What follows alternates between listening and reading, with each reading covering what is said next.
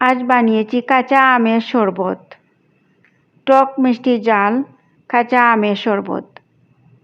গরমের সময় এরকম শরবত হলে, কাঁচা আমের শরবত হলে খেতে খুব ভালো লাগে। পাকা আমের চাইতে কাঁচা আম শরীরের জন্য খুব উপকারী। এখন টক মিষ্টি ঝাল দিয়ে একটা শরবত বানিয়েছি কাঁচা আম দিয়ে। এখন রেসিপিটা শেয়ার করব। এখানে 2টা আম নিয়েছি। এই 2টা আমকে এখন আমি কেটে নেব।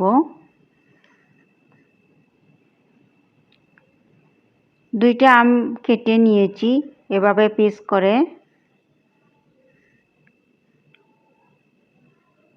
দেখুন, এখন ব্লেন্ডারে নিচ্ছি শরবত বানানোর জন্য। এখানে দিয়েছি ধনিয়ার পাতা। এই ধনিয়ার পাতার মধ্যে একটু ঘ্রাণ বেশি হয়, সেজন্য এই ধনিয়ার পাতা দিয়েছি। আর ঝালের জন্য দিয়েছি একটা কাঁচামরিচ, কালো কাঁচামরিচ। আর দিচ্ছি একটু লবণ। আর দিয়ে দিচ্ছি এখানে ঠান্ডা পানি।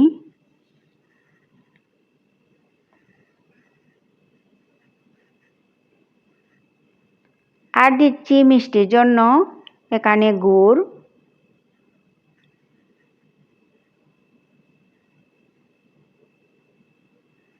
এখানে 1 চামচ গুড় দিয়েছি।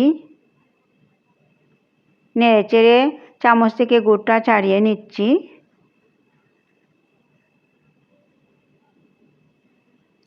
এখন ব্লেন্ডারে ব্লেন্ড করে নিব।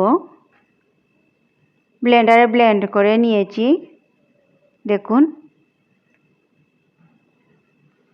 এখানে একটা গ্লাসে পরিবেশন করব। এখানে দিয়েছি কিছু চিয়া সিড, ঘরে বেচানো ছিল কিছু চিয়া সিড দিয়ে দিচ্ছি শরবতের জন্য। আর এখন দিয়ে দিচ্ছি শরবত, ব্লেন্ডার করা শরবত দিয়ে দিচ্ছি, কাঁচা আমের শরবত। এখন নেড়েচেড়ে দিচ্ছি। চিয়া সিড ভালো করে নেড়েচেড়ে মিশিয়ে নিচ্ছি শরবতের সাথে, আমের শরবতের সাথে কাঁচা আমের। দেখুন কতটা সুন্দর হয়েছে, আর খেতেও খুব মজা হয়েছিল। আমার এই কাঁচা আমের টক মিষ্টি ঝাল রেসিপিটা কেমন হয়েছে, শরবতের রেসিপিটা সবাই কমেন্ট করে জানাবেন। সবাই ভালো থাকবেন। আল্লাহ হাফিজ।